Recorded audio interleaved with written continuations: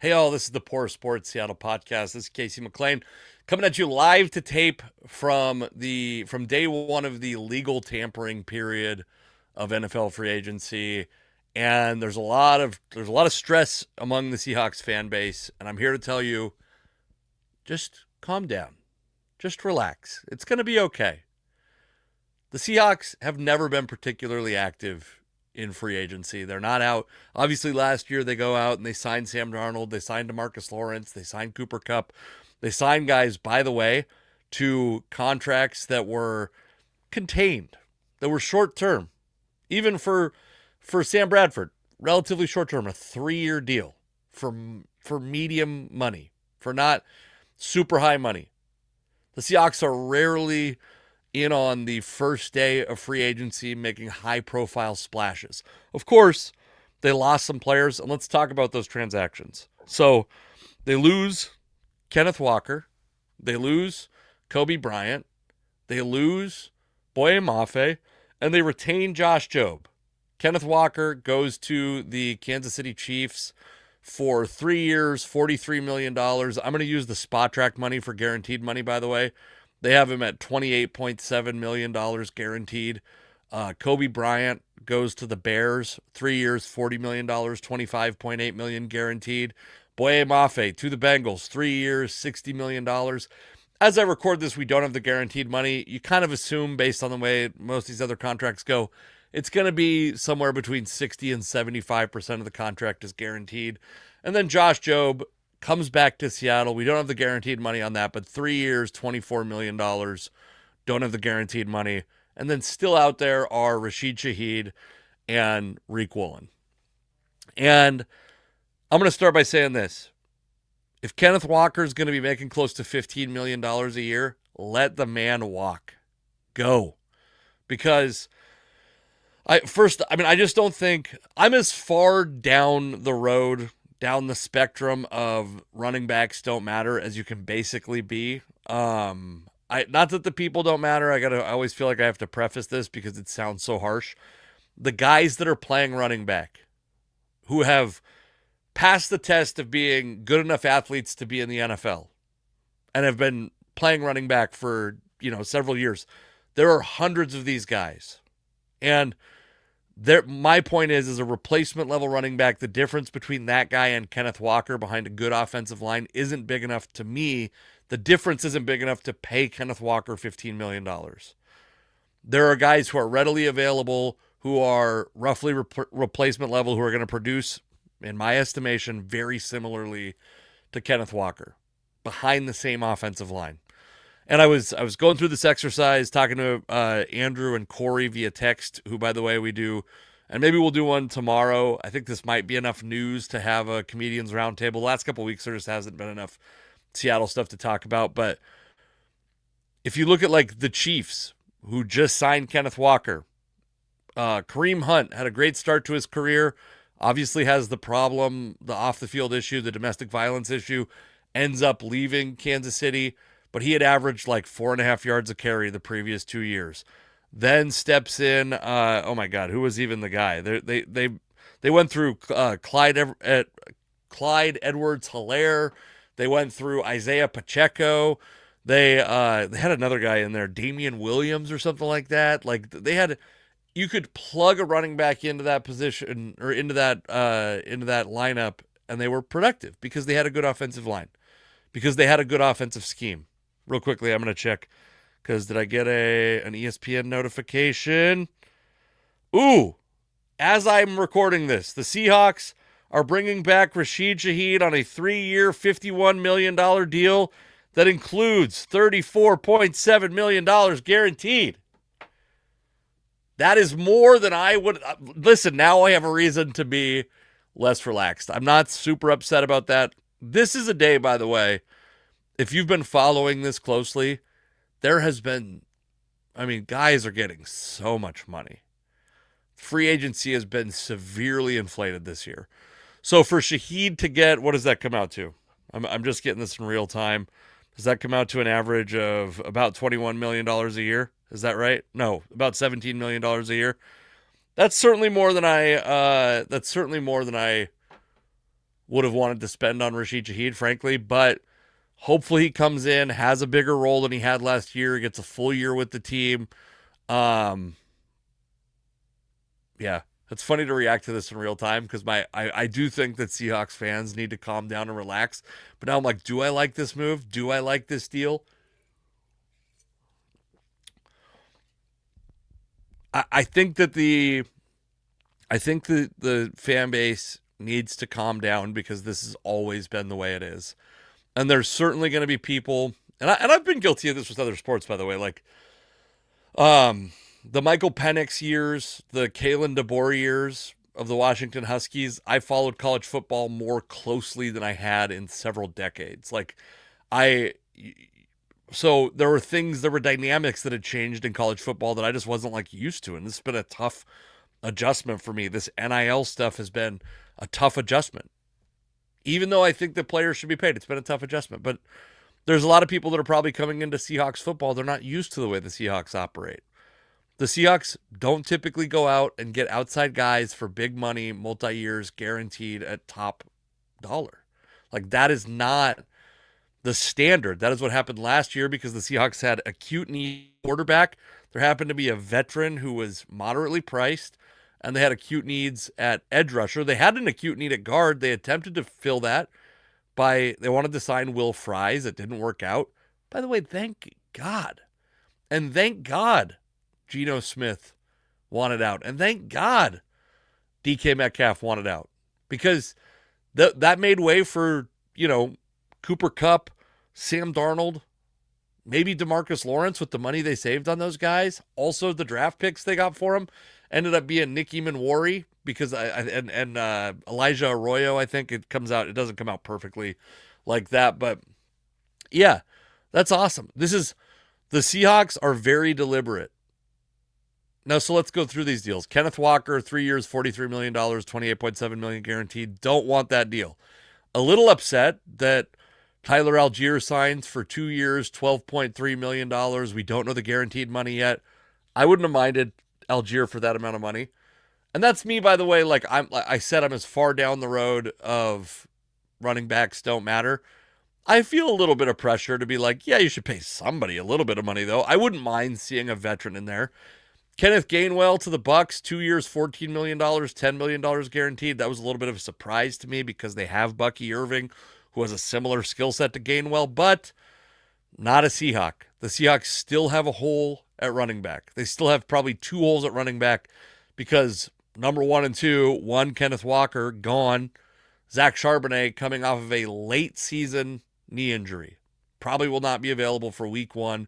Maybe won't ever be full speed in 2026. So I think they need to plan on having 2 additional running backs that could get some carries. That's why in the offseason plan, I had Kenneth Gainwell and Raheem Mostert. Obviously, Gainwell's off the board. There's other options out there. Brian Robinson's one that could be very inexpensive. I would like to see, I'm going to try to spend a little bit of time on this in the offseason, but I'd like to look at if I can optimize how I would allocate cap by position. Because we talk a lot about money, and money is like this kind of, it's a thing we all understand, but the way it works in the NFL isn't the same as your salary or the way that you pay for stuff. Because a 3-year, $60 million contract that Boye Mafe signed probably has a way that the Bengals can get out of it for, I'm going to guess, like 2 years, $48 million if they want to. You'll hear all the time about how the Seahawks sign these contracts where they can get out of it after the second year pretty easily. So you may see these big numbers. They don't necessarily mean what they say. And what really matters is the percentage of the available salary cap, the percentage of the salary cap for that year. That's what's really concerning. I'm not saying that I think Kenneth Walker doesn't deserve. Kenneth Walker should go get what he can get.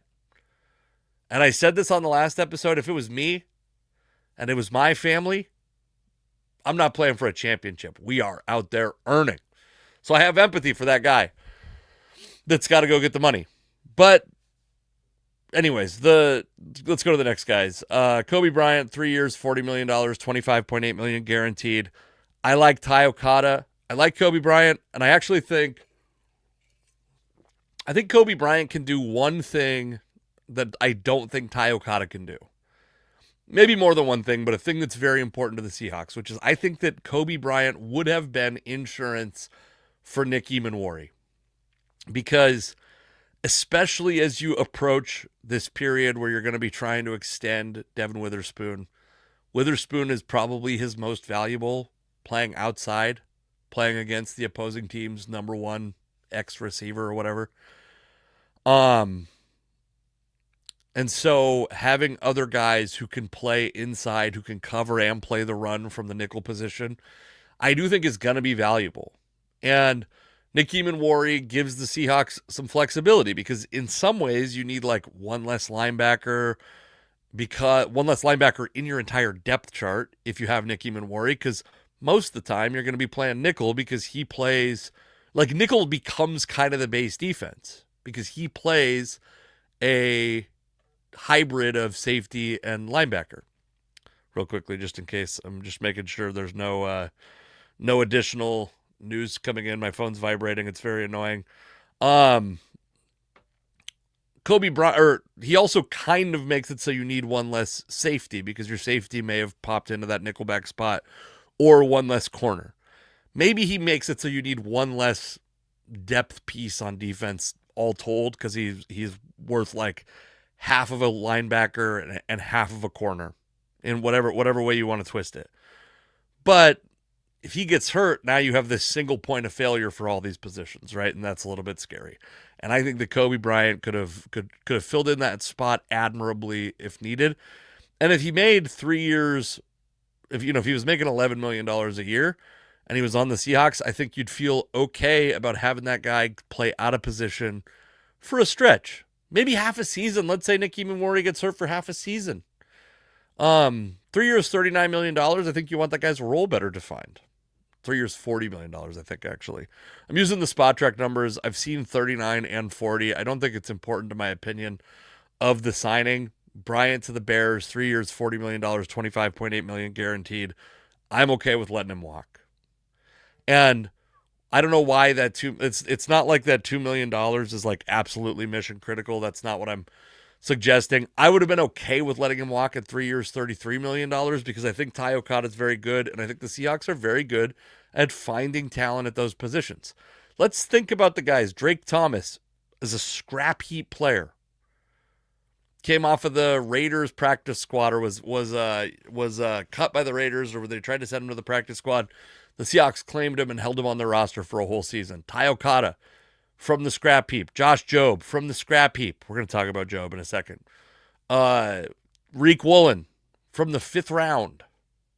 Woolen's the last now because Shaheed signed. Woolen is the last of the Seahawks players, and by the time you listen to this, he might have been signed. We'll talk about him later on if that's the case. But the Seahawks have been able to find talent in places that are not spending a ton of money in free agency or drafting players in the first round. I mean, look at the defense. Sure, Byron Murphy is a first-round pick. Leonard Williams took some draft picks to get here. But Ernest Jones, you traded a mid-round pick for him after he'd been kind of bouncing around. Maybe to a degree overpaid for Ernest Jones. Devin Witherspoon, obviously a high draft pick, but Tyrese Knight, not a super high draft pick. Nick Eamon is a second-round draft pick. Julian Love was like the kind of like hybrid third safety that was kind of a move that got criticized a little bit at the time, and a guy who somehow has bridged the gap from the old style of safety play to now, as the Seahawks were kind of transitioning out of the Quandre Diggs, Jamal Adams, like this kind of free and strong safety paradigm that we've seen in, an older brand of football to this more positionless version of football. And Julian Love is this former cornerback who just kind of plays whatever safety position you ask him to. And that's what you really need. And that's what they got out of Julian Love. And they've been very good at acquiring those guys. So I'm not stressed about them being able to replace Kobe Bryant. I will say only having 4 draft picks is going to make, that's, I think, the true bottleneck of this offseason. It's not money. It's not guys wanting to leave. It's not interest around the league. It's not the sale of the team. It's that they have only 4 draft picks and they don't have any obvious methods of acquiring new draft picks unless, or additional draft picks, unless teams want to trade up with the Seahawks, let the Seahawks trade back and acquire more picks. So 4 draft picks is going to make it tough. And you could say they're good at acquiring talent, but if they only have 4 picks, it's going to be harder to acquire talent. Less lottery tickets, less expected role players that they can bring in the draft. Boye Mafe to the Bengals, 3 years, $60 million. I mean, I would have been furious if the Seahawks signed Boye Mafe to that deal. My buddy Dan Viens has been beating a war drum about that he thought Boye Mafe was going to get more than a lot of people expected, and he turned out to be very right. I wouldn't have wanted to pay Boye Mafe that much money. Not productive enough in Seattle. And they have, I just don't, I think they have like, the Seahawks have some depth. I guess like, would I rather have Uchenna? This is, I think, a good exercise because you're now left with, you got Uchenna Nwosu, maybe DeMarcus Lawrence. It seems less and less like he's going to retire just because we haven't heard more about him potentially retiring. But you have Uchenna Nwosu on the roster. You have Derek Hall. You have DeMarcus Lawrence, theoretically. And then, am I missing somebody? I might be, but I've not been stoked about the prospect of Uchenna Nwosu remaining on the roster. But you could save $10 million by cutting Uchenna Nwosu or get a Boye Mafe-like talent for $20 million in annual average value. I'm going to let Nwosu ride it out for another year. What if you were entering free agency and you could sign Nwosu for $10 million or Mafe for 3 years, $60 million with some guaranteed money, I'm signing Nwosu every time at this point. Nwosu's still pretty young too, by the way. That was a burp, not a vomit, just so everybody's clear. And then Josh Jobe comes back to Seattle, and I will say, of all the Seahawks free agents, I was most open to the return of Josh Jobe just because I thought he was going to be affordable. I thought he would end up costing. I will say my opinion of Josh Jobe is that while his upside isn't as high as Reek Woolen, I think his performance has been basically equal to Reek Woolen. And I'm not sure what Reek Woolen's going to get, but based on what corners have gotten today, and again, I'm assuming that he hasn't signed. As I record this, I'm assuming he hasn't signed. We'll look one last time, but if Reek Woolen goes out and gets 3 years, $60 million himself, I won't be surprised. And 10 times out of 10, I would rather have Josh Jobe for 3 years, $24 million than Reek Woolen for 3 years, $60 million. And Reek Woolen has unlimited upside. He's got athleticism and a body type that are rare in the world, that are rare in professional sports. If you want to talk about like the bucket of potential, his bucket's bigger than anyone else. But he fucks up constantly. Everything you didn't miss about DK Metcalf seemed to be amplified in Reek Woolen this year. And frankly, like, you got to hope that he go sign for 3 years, $75 million. Improve the comp pick. But I don't think he's a culture fit in Seattle. I don't think he's a scheme fit in Seattle, really. And I'm ready for the end of the Reek Woolen era, frankly. I think Josh Jobe being your second corner, Nehemiah Pritchett fitting in somewhere, Nick Eamon being your nickelback most of the time, and then fill in the rest. You might need to sign a low-cost free agent, here in 72 hours when things settle down. You might need to use a draft pick. You might need to bring in a bunch of dudes that are undrafted free agents and let them battle it out for that final cornerback spot. The Seahawks culture under John Schneider and Pete Carroll was built on competition. I think that's one thing that's carried over into the Mike McDonald era, and I'm just not worried about it. I'm not stressed. I got to go look into this Rashid Shaheed deal a little bit more to see if that stresses me out at all. But overall, I think the Seahawks are in a pretty good position. Nobody that they have let go, that they have let walk, do I think was critical or a show-stopping piece in 2026, an irreplaceable piece for their 2026 Super Bowl prospects. And one of the things, if you want this to be a dynasty, and I want it to be a dynasty, I want them to be building for a dynasty. I want them to be trying to win for 10 years. They have to know when to let players go and at what price it's too much. And I think they've been pretty good at that in the stretches that they've been very successful. And then, of course, like in the Legion of Boom era, they had a lot of great players to try to re-sign. And a locker room chemistry that kind of depended on keeping as many of those guys together, it seemed like. And then the chemistry kind of fell apart. And was that because they kept too many of those guys around? No, but they also didn't use those guys to acquire new methods of talent acquisition. They didn't go trade Richard Sherman at something like the height of his value. And I love Richard Sherman. He's my favorite Seahawk ever. I'm just using him as an example. They didn't go trade that guy at his peak value for draft picks. So you could bring in talented guys who were on your roster for less expensive, giving you a sustainable pipeline of talent. That's what they need to do. And part of that means not overpaying for like safeties you don't actually need, for running backs, period. Like that's the end of the sentence. For underproductive edge rushers. And I don't know. I mean, part of my plan was to go, I'd like the Seahawks to really pursue hard Trey Hendrickson, but I don't know what he's going to cost. And there is a limit to me. If it's 3 years, $90 million, I got a lot of apprehension. And right now, with the way free agency has gone today, 3 years, $90 million does not seem out of the realm of possibility to me for Trey Hendrickson. So, all right, everybody calm down, relax. It's going to be okay. The Seahawks are still going to be good. The Rams are spending a bunch of money and a bunch of draft capital. The 49ers have spent some money. I think it's going to be all right, folks. The Seahawks are staying young. They're putting money into positions that are valuable. They're spending the most of their money and efforts, it seems like, on the line of scrimmage, which is where I want them spending money. This is a well-run football team. Calm down. I'm not telling you that you shouldn't be critical of the moves they make.